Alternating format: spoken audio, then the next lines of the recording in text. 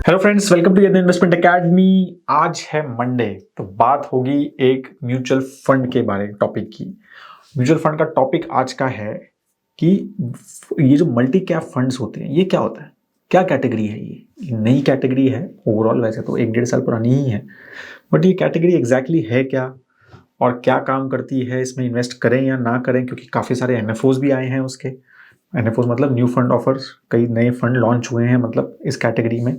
तो ये exactly multi cap category क्या है, इसके बारे में ये वीडियो में बात करेंगे, और उसके कौन किस किस के लिए है वो, और हमें इन्वेस्ट करना है या नहीं करना चाहिए, और मेजर फंड्स कौन कौन से, वो सब चीज़ें इस वीडियो में बात करेंगे। ठीक है, स्टार्ट करने से पहले बता रहा हूँ आपको कि happy Diwali coupon code 60% discount है जिसपे मिनिमम, ठीक है, अगर हम उसको कंबाइन करें या 3 ईयर्स के लिए लिए तो और भी ज़्यादा ले सकते हैं। तो वो आप फंडोमीटर जो हमारा प्रोडक्ट है, which is one of the best research tool on mutual funds, अगर आप म्यूचुअल फंड इन्वेस्टर हैं तो मुझे नहीं लगता कि आपको वो मिस करना चाहिए कैसे भी करके। It has lot of information, lot of calculators, बहुत इन्फॉर्मेशन है। 500 से ज़्यादा फंड रेटेड हैं, जिनकी ऐसी information you will not gate anywhere, I can guarantee you.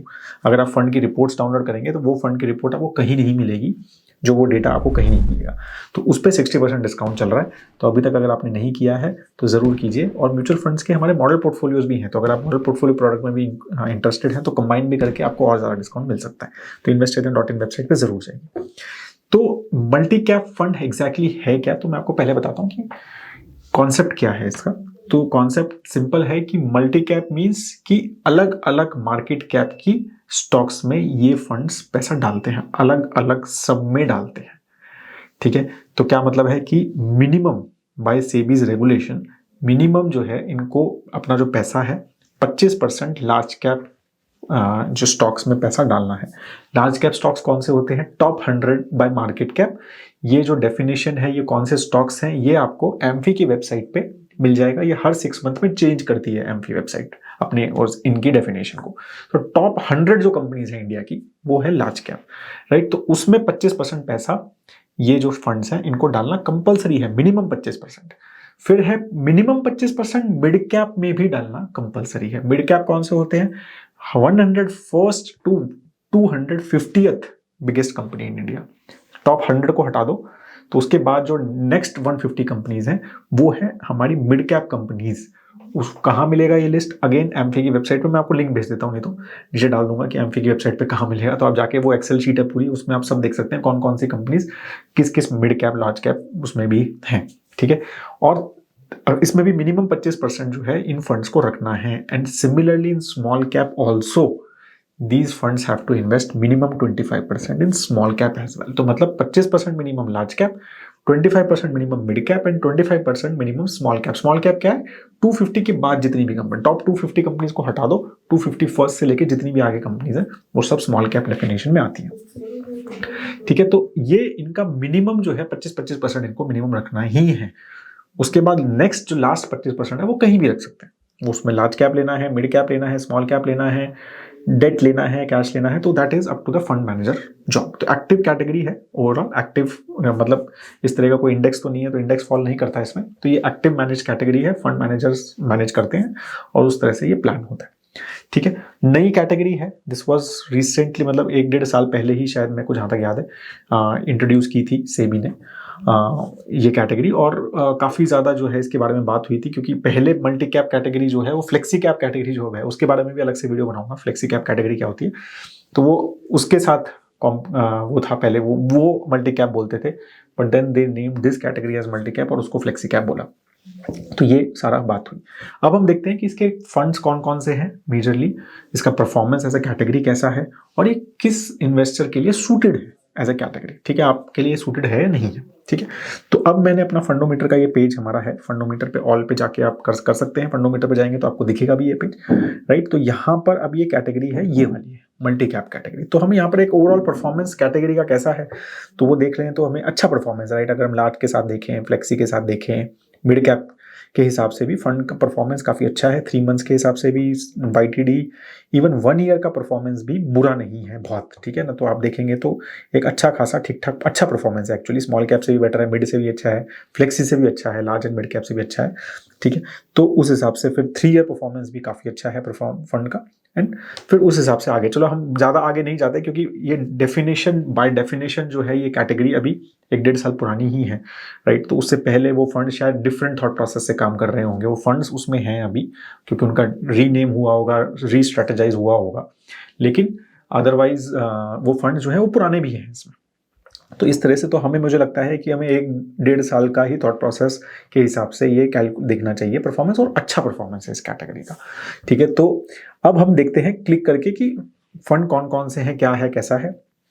तो ये सब इसमें मेन फंड्स हैं हमारे, ठीक है। तो अगर हम यहाँ पर देखें तो सबसे बड़ा जो फंड है वो है निप्पो का मल्टी कैप फंड, जो कि 14,000 करोड़ एसेट अंडर मैनेजमेंट है और काफ़ी अच्छा ग्रो भी कर रहा है, ठीक है। और इसका एक्सपेंस रेशियो वगैरह भी आप देख सकते हैं, और पुराना फंड भी है, 2013 में लॉन्च हुआ है। डायरेक्ट प्लान तो मतलब और भी पुराना होगा एक्चुअली, रेगुलर प्लान क्योंकि डायरेक्ट प्लान ही 2013 में हुए हैं, तो ये एक्चुअली स्टार्ट डेट है इनकी।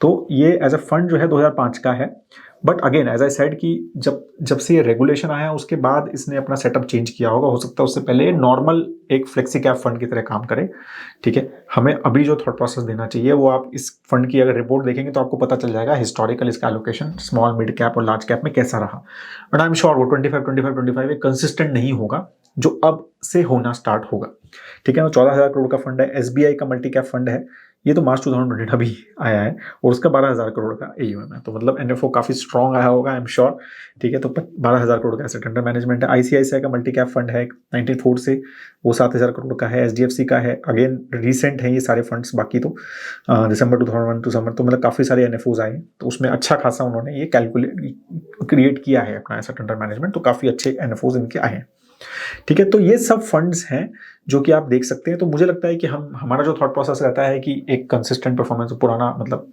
नए फंड्स में मत डालो, एक फंड को देखो, फंड मैनेजर को देखो, एटलीस्ट 4-5 साल का उसका परफॉर्मेंस देखो, then only you should invest.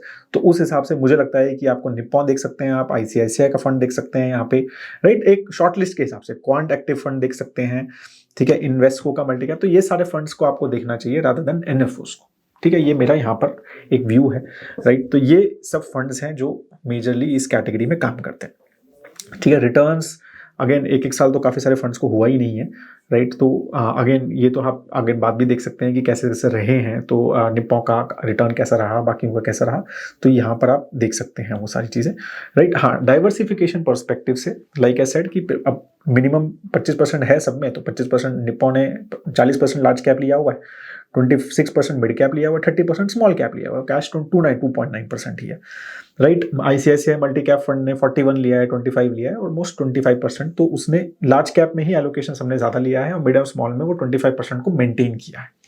अब इसके नुकसान फायदे क्या हैं, राइट। अगर हम नॉर्मल कैटेगरीज देखें, राइट, तो जैसे अगर हम फ्लेक्सी कैप के साथ कंपैरिजन करें या लार्ज एंड मिड कैप के साथ कंपैरिजन करें, तो वहां पे लार्ज एंड मिड कैप में तो फिर भी मिड कैप का मिनिमम एलोकेशन रखना है, बट फ्लेक्सी कैप में आप कितनी भी रख सकते हैं, तो मोस्टली ऐसा कुछ नहीं है कि कितना आपको स्मॉल कैप में रखना है, बट यहाँ पर आपको स्मॉल कैप में 25% रखना है, तो 25% रखना है, तो आपका कंपलसरी 25% का एलोकेशन होगा, राइट। तो उस चीज में मतलब एक कंपल्शन होता है, तो काफी बार क्या होता है कि फंड मैनेजर का जो व्यू है, उसका जो रिस्क प्रोफाइल, वो थॉट प्रोसेस, वो उसमें इन्फ्लुएंस नहीं करता, तो आपको उतना रखना है तो उनको रखेंगे वो, राइट। उस टाइम पे हो सकता है स्मॉल कैप बहुत हाई एलोकेशन पे लग रहा हो उनको, लेकिन फिर भी उनको वो एलोकेशन लेना है, राइट। तो एक काफ़ी अच्छा आपको उस तरह से एक बुके मिलता है कि भाई मुझे 25% ये कंसिस्टेंट रहेगा, राइट, बट उसमें रिस्क भी रहेगा, ठीक है। कि स्मॉल कैप अगर जैसे मैंने बोला कि ओवर वैल्यूड हो गया है और फंड मैनेजर को ऐसा लग रहा है कि यार इसमें एलोकेशन हम नहीं रखना चाहिए, तो वो फ्लेक्सी कैप में वो चीज़ कर सकता है, यहाँ नहीं कर सकता, यहाँ पर उसको 25% फिर भी लेना है। हाँ, स्टॉक चेंज कर सकता है, बट 25% लेना ही है।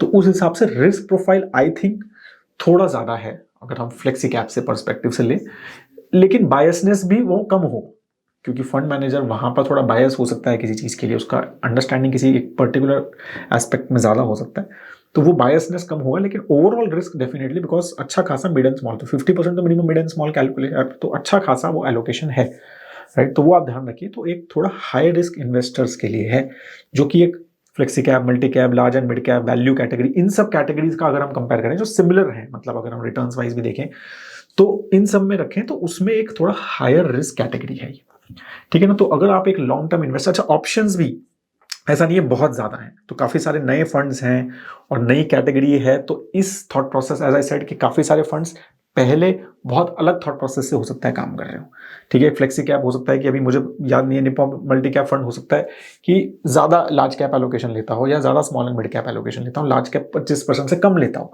लेकिन अब उसको वो मिनिमम रखना है। तो इसीलिए ज़्यादा हिस्ट्री भी नहीं है कि ये फंड का परफॉर्मेंस कैसा है। अभी हमें 1-1.5 साल का ही हिस्ट्री है, तो उसके हिसाब से फंड परफॉर्मेंस अच्छा चल रहा है। तो ऑप्शंस हमारे पास बहुत ज़्यादा नहीं है, ठीक है। थोड़ी हाई रिस्क प्रोफाइल है, ठीक है। और परफॉर्मेंस वाइज कुछ फंड्स बहुत अच्छे हैं जो अच्छा कर रहे हैं। तो निप्पॉन मेरे ख्याल से एक अच्छा फंड है जो काफ़ी अच्छा कर रहा है, और उसका AUM ग्रोथ वगैरह भी उस हिसाब से आपको बता ही रहा है कि फंड अच्छा कर रहा है, एसेट अंडर मैनेजमेंट भी काफ़ी स्ट्रांग है, ठीक है। तो कुछ फंड्स में आप डेफिनेटली अगर आप सोच रहे हैं तो आप शॉर्ट लिस्ट में रख सकते हैं, राइट। बट अगर आप क्या कहते हैं, मतलब एक कंजर्वेटिव इन्वेस्टर हैं, या फिर आप एक लार्ज एंड मिड कैप, मतलब एक लार्ज कैप कैटेगरी ओरिएंटेड देख रहे हैं, तो फिर ये आपको अवॉइड करना चाहिए, ठीक है। तो डेफिनेटली एक हायर रिस्क कैटेगरी है, तो एक aggressive investor with minimum 7-8 years का होराइजन, ठीक है, with not too many options. तो मुझे लगता है कि अगर आप एक इस कैटेगरी में सोच रहे हैं ना, तो आपको फ्लेक्सी कैप, मल्टी कैप, ठीक है, और may be large and mid cap, ये तीनों कैटेगरीज को मिला के फिर फंड्स को सिलेक्ट करना चाहिए कि हाँ भाई अब मुझे 1 या 2 फंड ही चाहिए होते हैं मोस्टली इन कैटेगरीज में से। हाँ, ये 3 कैटेगरीज मिला ली मैंने। अब इसमें से मेरे रिस्क प्रोफाइल, मेरी जो थॉट प्रोसेस है, मेरा जो मतलब शॉर्ट लिस्टिंग क्राइटेरियाज हैं फंड के, वो कौन फिट हो रहा है, उसमें सबसे अच्छा परफॉर्मेंस किसका है, राइट। जिसमें से कईयों के AUM का थॉट प्रोसेस रहता है कि ज़्यादा AUM नहीं होना चाहिए, कईयों का क्या कहते हैं फंड मैनेजर थॉट प्रोसेस रहता है कि भाई फंड मैनेजर एटलीस्ट 3-4 साल से होना चाहिए, कईयों का परफॉर्मेंस बेस्ड रहता है ऑब्वियसली कि भाई कंसिस्टेंट परफॉर्मर रहना चाहिए। तो वो बहुत सारी चीज़ें हैं। तो आपका जो भी है, या फिर मल्टीपल, आप सब मिला के भी आप इनको एक शॉर्ट लिस्ट में रख लीजिए। ये 3 कैटेगरी को एक साथ मिला सकते हैं, और इनमें से हमें 1 या 2 फंड लेने होते हैं मोस्टली पोर्टफोलियोज में, तो फिर उस हिसाब से आप इसमें देख सकते हैं, ठीक है। लेकिन एक हाई रिस्क इन्वेस्टर के लिए डेफिनेटली ये फंड है, ठीक है। So that is all I wanted to tell you about multi cap fund. अगर आपको फिर भी कोई क्वेश्चन है इस कैटेगरी के बारे में, तो प्लीज़ नीचे कमेंट सेक्शन में ज़रूर लिखिए, ठीक है। तो I would like to discuss more about it. और क्या कहते हैं, आपको कोई और वीडियो हमारे ये म्यूचुअल फंड जो मंडेज रहते हैं उसमें चाहिए, तो उसका भी टॉपिक ज़रूर आप यहाँ पर कमेंट सेक्शन में लिखिए, ठीक है। Have a great time ahead दोस्तों। जय हिंद।